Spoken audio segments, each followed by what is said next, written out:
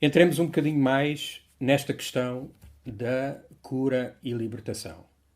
E porquê cura e libertação? Porque não só libertação. Porque associada a esta temática da cura e libertação está sempre não só aquilo que um irmão ou uma irmã sofre por ação do diabo, mas também o que está por trás disso.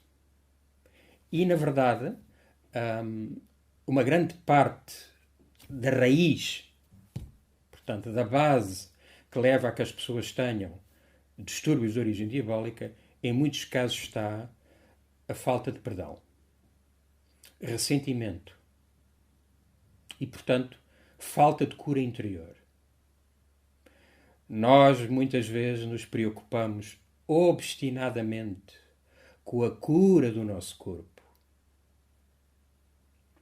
Fazemos quilómetros, gastamos fortunas pela cura do nosso corpo.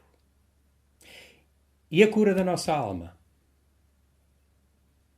O que é que nós fazemos? Às vezes bem pouco, não é? Portanto, numa das raízes que está por detrás de muitos distúrbios diabólicos está a falta de perdão.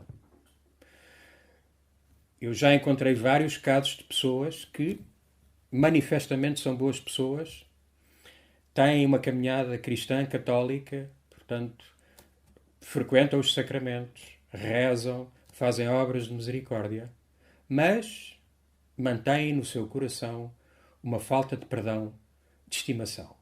Portanto, quando lhes é perguntado se não tem ninguém a quem precisem perdoar, muitas dessas pessoas dizem: não, eu não desejo mal a ninguém, dou-me bem com toda a gente. Mas, muitas vezes insistindo, a pessoa acaba por revelar, nomeadamente, por exemplo, quando eu faço a pergunta: bom, então com o seu pai, com a sua mãe, às vezes vêm daí muitos dos problemas, e a pessoa acaba muitas vezes por confessar que sim. Portanto, tem uma pessoa que lhe fez determinada coisa, chegam a dizer o que ela, o que ele me fez, não se perdoa. E, portanto, continuam a ter esse ressentimento no seu coração. Ora bem,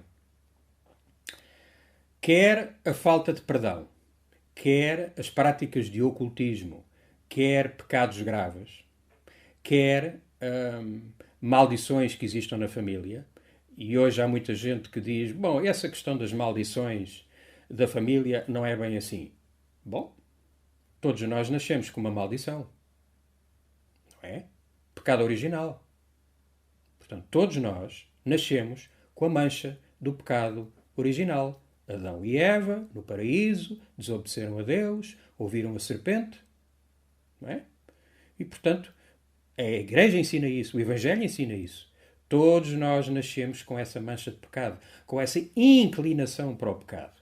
Logo, o que é isso senão uma maldição? É uma maldição que está nos nossos antepassados até o início dos tempos. Portanto, estas são as grandes fontes da entrada do demónio na nossa vida. Estou a falar da atuação extraordinária. Obviamente que a atuação ordinária do demónio é a tentação. Não é? E às vezes há pessoas que, eu alerto também que há pessoas que têm a tendência de se desculparem em tudo com o diabo. O diabo é que me fez fazer isto. Cuidado. O diabo tenta. Tenta através de influência que tem no nosso corpo, na nossa mente, diretamente, porque tem faculdades como o anjo que Deus não lhe retirou, pelo facto de ser anjo decaído, continua com essas faculdades. Portanto, o demónio pode atuar sobre nós para nos tentar, para nos levar a fazer determinada coisa. Pode usar outras pessoas, nomeadamente pessoas que não estão em estado de graça, que levam uma vida de pecado e, portanto, são como que marionetes nas mãos do demónio, e ele usa essas pessoas para nos levarem a pecar. E depois, através do espírito do mundo, daquilo que muitas das coisas que nos são oferecidas. Portanto, essa é a ação normal do demónio. A ação extraordinária é quando nós começamos a sentir, quer no nosso corpo, quer na nossa vida, nos factos da nossa vida, quer até às vezes materialmente. Por exemplo, há pessoas que se queixam que os animais morrem, que ouvem barulhos em casa, que os aparelhos se avariam, que têm acidentes, que as coisas ligam e desligam. Portanto, essas ações extraordinárias do demónio, ou então quando a pessoa no seu corpo é sujeita a vexações, ou mesmo a possessão, grita, berra, cai para o chão, levita no ar, faz isso tudo. Portanto, as grandes portas de entrada são estas. Portanto, pecados graves, ocultismo, falta de perdão, maldições. Isto funciona um bocadinho como se eu tiver uma casa, se tiver uma cerca com rede. Ora bem, se eu for aos sacramentos, se cumprir os mandamentos de Deus, se me preocupar em seguir a lei do amor, amai-vos uns aos outros como eu vos amei, o mandamento novo que Jesus nos disse, se eu fizer isso, a minha cerca, a minha rede, não tem buracos. Logo, o invasor, o demónio, não pode entrar. Pode tentar, mas não pode entrar. Obviamente, se eu me entregar ao pecado, se eu não for aos sacramentos, se eu não me confessar, e não é confessar diretamente a Deus, é confessar a um padre católico. Porquê? Porque Jesus disse que ligares na terra será ligado no céu, desligares na terra será desligado no céu. É simples. Portanto, se eu não me confessar, se for a práticas do ocultismo, se eu não o perdoar, obviamente que é como se eu abrisse um buraco na rede, na cerca, e obviamente que o meu inimigo, o invasor, poderá entrar. Das formas mais diretas de a pessoa ser sujeita a distúrbios diabólicos é o ocultismo. E o ocultismo sempre existiu. Portanto, não é um problema de agora. É um problema que já existia desde os primórdios da humanidade. De tal maneira que no livro do Deuteronómio, portanto, na tal leitura que nós lemos antes propriamente de rezarmos a oração de libertação, na leitura do Deuteronómio, fala-se nisso e, portanto, é dito: quando entrares na terra que o Senhor teu Deus te dará, não aprendas a imitar as abominações daquelas nações, que no teu meio não se encontra alguém que queime o seu filho ou a sua filha. Porque nessa altura, muitos dos povos pagãos que adoravam deuses, que não eram outra coisa senão demónios, faziam sacrifícios humanos e sacrificavam os seus filhos. Hoje, já ninguém faz isso, pois não?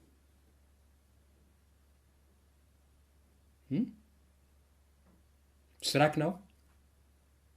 Será que o aborto não é um sacrifício humano?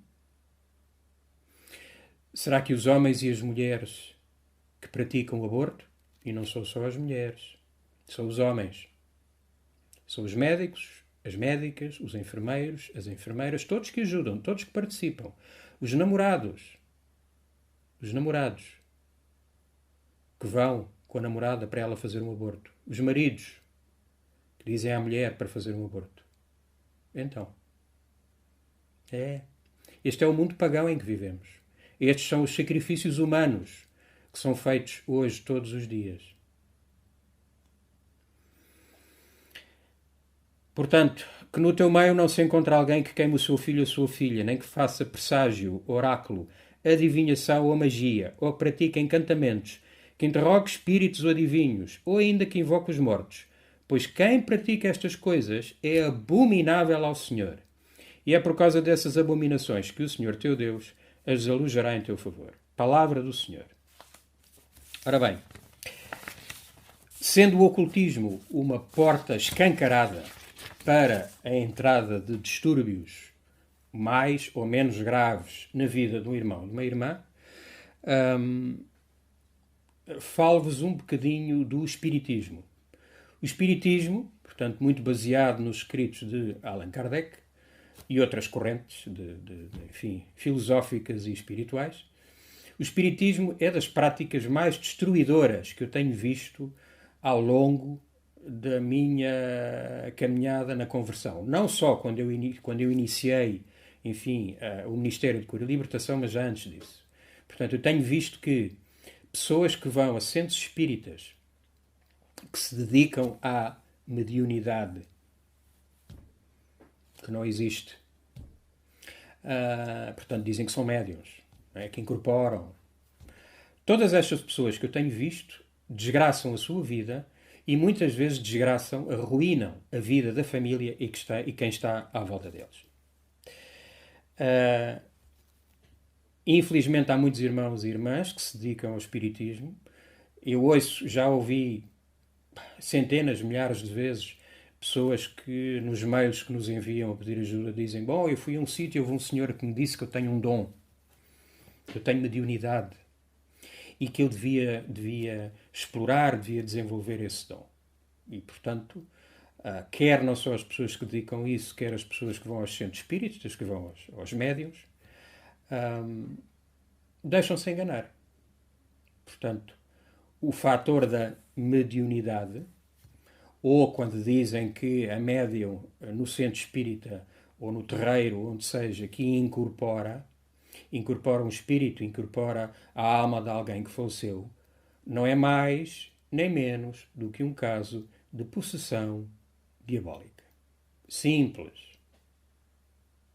E o diabo e seus demónios, como são muito espertos e muito antigos, sabem a minha vida toda, sabem a tua vida toda, querido irmão, sabem a tua vida toda, querida irmã, conhece-te melhor que a ti próprio, sabe o que é que tu gostas e sabe muito bem onde é que há de chegar a ti. E, portanto, obviamente que, quando tu vais ao centro espírita, tentando falar, por exemplo, com o teu avô que morreu, e a médium diz que invoca a alma, o espírito do avô, e muda de voz, muda de feições, e começa a falar com a voz igual à voz do teu avô, e começa a dizer coisas que só tu e o teu avô sabiam. A partir daquele momento, tu acreditas que verdadeiramente quem está ali é o teu avô. E, portanto, é como eu ir à pesca. Se eu for à pesca, e se for com um anzol, e se não puser a minhoca no anzol, acham que eu vou apanhar algum peixe? Não vou. Aqui é a mesma coisa. Portanto, o diabo, que é muito esperto, põe uma boa minhoca, gorda, bonita, para tapar, para esconder o anzol. E, portanto, vai falar com a voz do avô, vai dizer coisas que só tu e o teu avô sabiam, vai dizer muitas verdades. E quando tu já estiveres plenamente convencido e rendido, ou rendida, a partir daí ele vai colocar o veneno no teu coração. Portanto, é simples. Eu já ouvi dezenas, centenas de vezes. Aquilo que é dito é sempre a mesma coisa. Vai-se dizendo verdades, mas depois começa-se a dizer sim, porque a tua vizinha é que mandou fazer uma bruxaria contra ti. A tua sogra é que mandou fazer um despacho, um trabalho para vos separar. E se em alguns casos, há alguma verdade nisso, em muitos não há nada. E o problema é que as pessoas ouviram isso e tomam isso como absoluta verdade. E dizem-me a mim, escrevem. Não, eu fui e o vidente disse-me que foi a minha cunhada que mandou fazer uma bruxaria contra mim. E é um facto. Lembram-se qual era uma das definições do diabo? Mentiroso e pai da mentira. Portanto, médiuns, espiritismo, ocultismo, não, queridos irmãos. Mesmo que vos digam, como já me disseram a mim, mas ao Sr. Arnaldo, o filho da minha amiga foi lá e foi curado. E a pergunta que eu faço é, bom, vamos admitir que ele foi curado. Quanto tempo é que ele ficou bem? Sim, pois, ele teve uns meses bem. Mas realmente depois ficou. Uns dizem que ficou na mesma, outros dizem que ficou pior, outros dizem que, entretanto, apareceu outro problema. E às vezes o que acontece é que a pessoa, quando aparece outro problema, em vez de ir ao sacerdote e pedir a unção dos enfermos, ir em frente do sacrário e pedir a Jesus que cure e liberte, não, vai outra vez ao ocultismo. Portanto, meus queridos irmãos e irmãs, afastei-vos disto.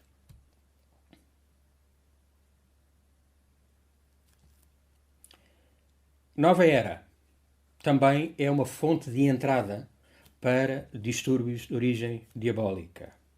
Reiki, yoga, acupuntura, todas as terapias que estão associadas à nova era e muito ao budismo e ao hinduísmo.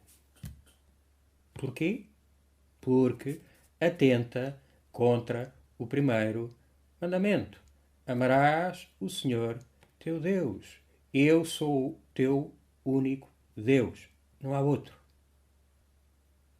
O próprio Jesus disse. Ele disse de uma maneira muito clara.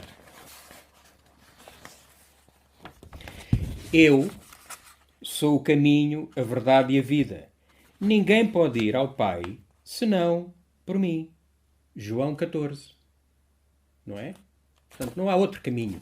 Não há outra religião. Não há outra forma de ir ao Pai, de ir a Deus.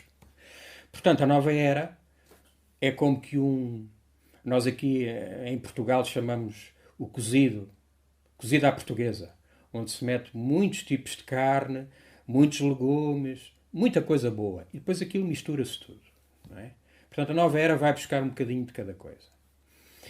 E nós temos tido casos, nomeadamente com Reiki, porque as pessoas fazem invocações a forças, a espíritos astrais. Temos tido casos de possessão demoníaca, diabólica, por causa disso. Portanto, meus queridos irmãos e irmãs, não se entreguem a estas práticas nem a estas terapias. Mas eu posso fazer yoga só como ginástica. É mentira. Todas as posições do yoga têm por trás um significado espiritual. A espiritualidade do yoga não é indissociável. Ela está ligada, mesmo, aos movimentos. A acupuntura. A acupuntura mexe com energias. Eu tenho outros ensinamentos que já dei onde eu explico isto, bem explicado, com pormenor. O problema é que por trás disto tudo está um conceito que se chama vitalismo. Para todas estas espiritualidades, para todas estas terapias, Deus não é o mesmo Deus que nós adoramos. Deus Pai, Deus Filho, Deus Espírito Santo. Para eles, Deus é uma energia. Está em tudo. Não é a mesma coisa. E isto acaba por ser um bocadinho como se eu for à tua casa, meu irmão e minha irmã, tocar à campainha ou bater à porta e se tu me abrires a porta sem perguntar quem é. Normalmente ninguém faz isso. Normalmente, quando eu toco à campainha da minha casa, eu vou ver quem é ou pergunto. Portanto, quando tu vais a todas estas práticas, onde são feitas invocações, e eu estou a pôr a minha confiança em coisas que eu não sei de onde vêm, porque são ocultas, quando eu invoco o Espírito Santo, vem Espírito Santo. Eu sei o que é que eu estou a invocar. Invocar é do latim, chamar para dentro. Portanto, eu sei quem eu estou a chamar. Eu sei a quem é que eu estou a abrir a porta. Quando eu vou às práticas de ocultismo, quando eu vou às práticas da nova era, é como se eu abrisse a minha porta sem perguntar quem está do outro lado. Pode ser o meu melhor amigo ou pode ser alguém para me matar. Também, muitos casos estão ligados também a pecados, nomeadamente pecados graves. Muitas vezes pecados de luxúria, de fornicação, ligados ao sexo. E muitas vezes as pessoas têm dificuldade em entender isto. Tenho pena que assim seja. Porque elas sofrem, e muitas vezes não querem abandonar as situações de pecado em questão. Nomeadamente, tenho muitas pessoas que pedem ajuda, não só porque elas sofrem de distúrbios, ou porque têm, às vezes, pessoas da sua família, nomeadamente mães, que pedem ajuda para os seus filhos, às vezes filhos relativamente pequeninos, e muitas vezes são pessoas que estão em uniões ilícitas. Bom, o que é que são estas uniões ilícitas? A Igreja é muito clara, meus queridos irmãos e irmãs. E o ensinamento da Igreja não mudou. Contrariamente ao que hoje muitos dizem, que a Igreja vê de outra forma esta questão das novas uniões e dos divorciados, dos recasados, não é assim. Alguns elementos dentro da Igreja podem ver as coisas assim.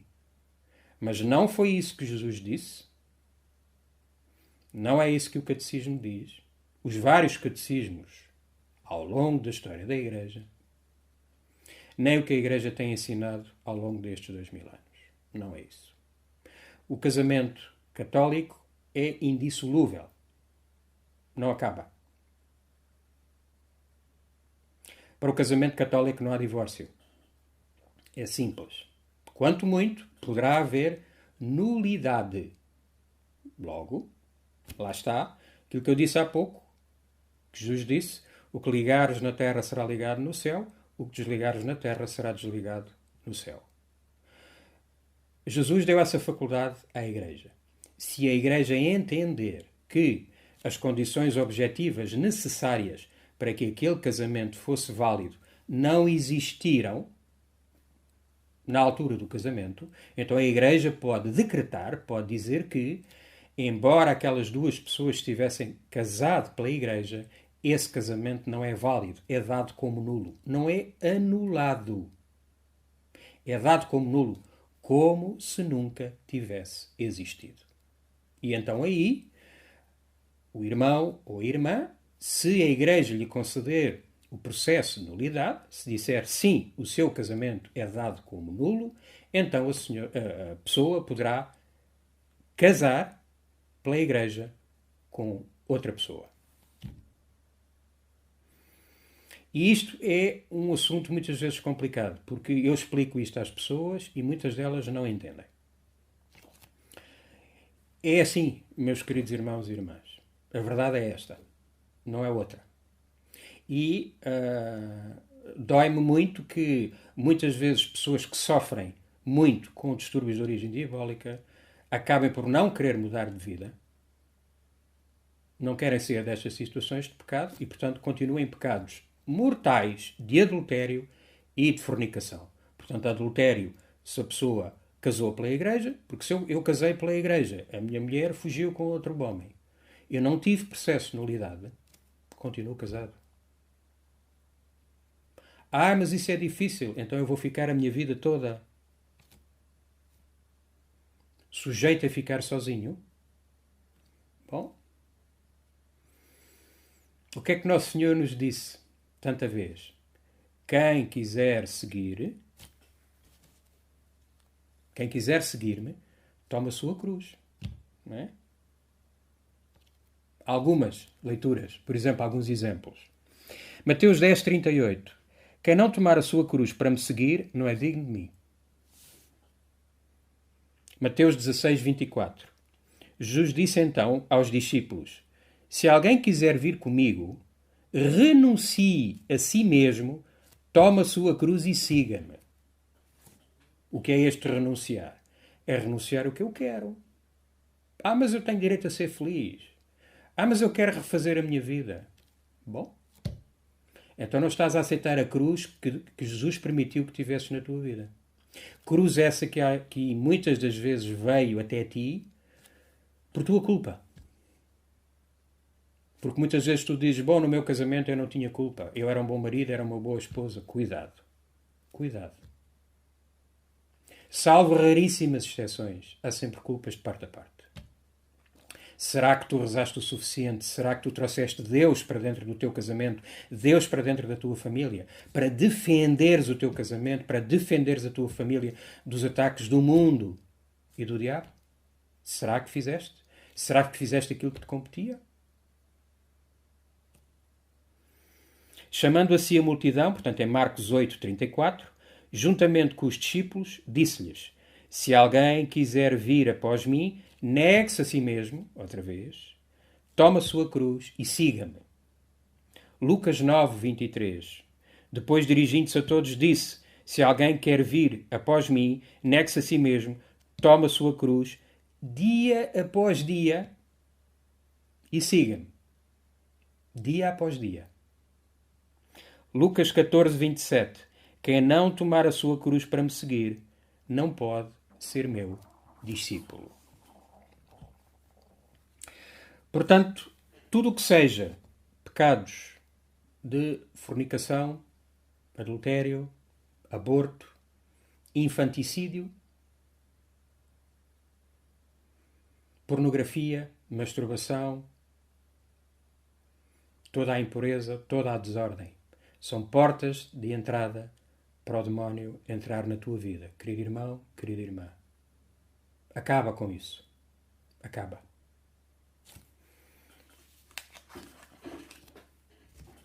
Nomeadamente, em Gálatas 5:19, Gálatas 5:19, a palavra é muito clara. Portanto, não sou eu que digo. É a palavra. Mas as obras da carne estão à vista. São estas: fornicação. É logo a primeira. Impureza, devassidão, idolatria, feitiçaria, inimizades, contenda, ciúme, fúrias, ambições, discórdias, partidarismos, invejas, bebedeiras. Bebedeiras. Mas apanhar uma bebedeira, beber álcool a mais, é pecado? É. E deves confessar. Porquê? Porque quando eu bebo demais, quando eu bebo álcool a mais, perco as minhas faculdades. Já não sou eu. Bebedeiras, orgias e coisas semelhantes a estas. Sobre elas vos previno. Como já preveni, os que praticarem tais coisas não herdarão o reino de Deus. Logo, não vão para o céu. Se não se arrependerem, se não se confessarem, tomando o firme propósito de nunca mais fazerem isso outra vez. É simples.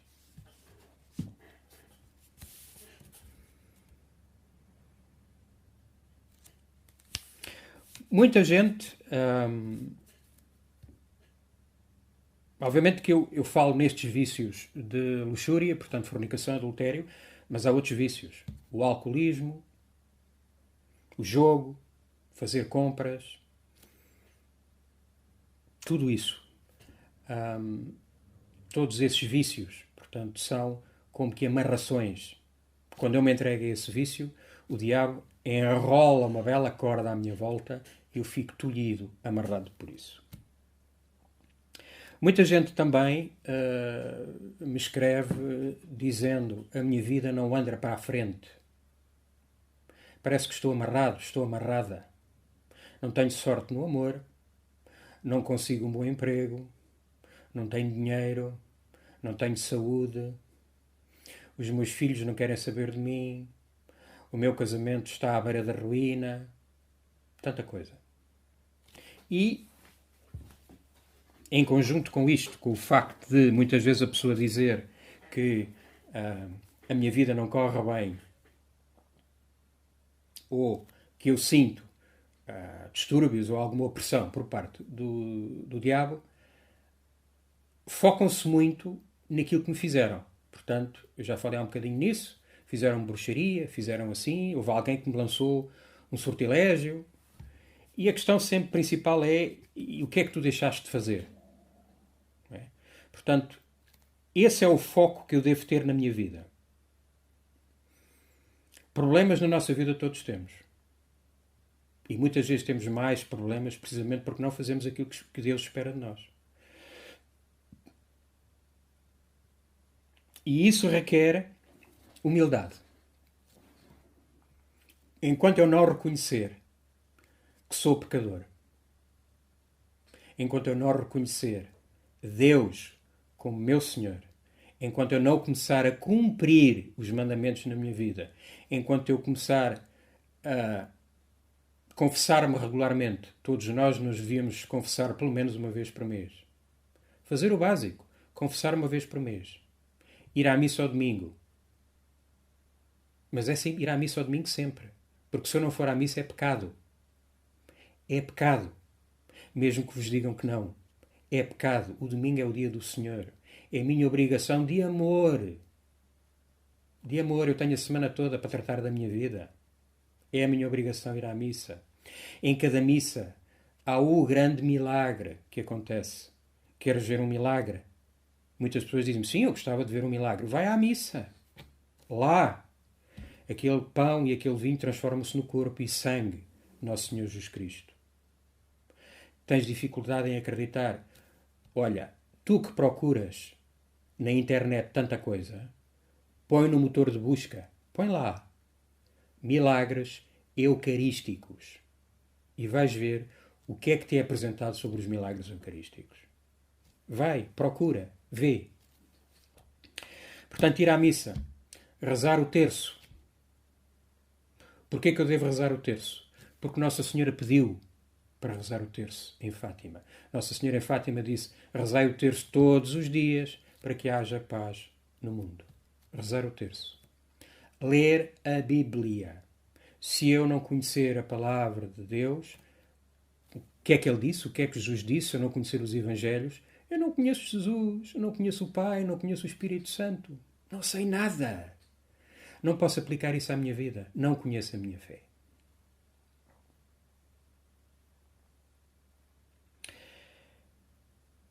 Vou acabar este ensinamento com uma frase do venerável Fulton Sheen, do livro A Vida de Cristo. Antes disso, digo-vos que no próximo ensinamento vou falar de questões mais práticas. Portanto, como é que eu me posso defender do mal, se eu tenho um distúrbio, o que é que eu devo fazer e um bocadinho também como é que nós atuamos neste ministério. Isso será para o próximo ensinamento. Vou acabar este então, como dizia, com uma frase do venerável Fulton Sheen, do livro A Vida de Cristo, e que diz assim: podes escolher entre 10.000 caminhos para chegar ao fim da tua vida. Seja qual for o que tu escolheres, encontrarás no fim ou a cara de Jesus ou a cara de Satanás. Os dois te dirão, és meu.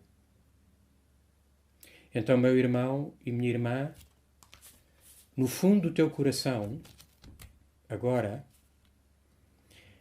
eu peço ao Espírito Santo que te ilumine, que venha sobre ti, com os seus dons e carismas, com o seu fogo, com a sua luz, que afaste todas as trevas, que te ajude, com a tua força de vontade, a renunciares ao pecado, a renunciares às trevas e a escolheres qual a cara que tu queres ver no fim da tua vida. Se a cara de Satanás e a condenação eterna, se a cara de Jesus e a salvação e a vida eterna. Pensa nisto, meu irmão. Pensa nisto, minha irmã. Reze para que o Espírito Santo te ilumine. Quebra todas as amarras de pecado, de vício,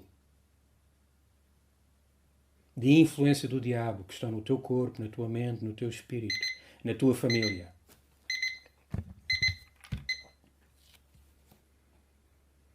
Entrego-vos todos ao Sagrado Coração de Jesus e ao Imaculado Coração de Maria. Viva Jesus, viva Maria. Amém.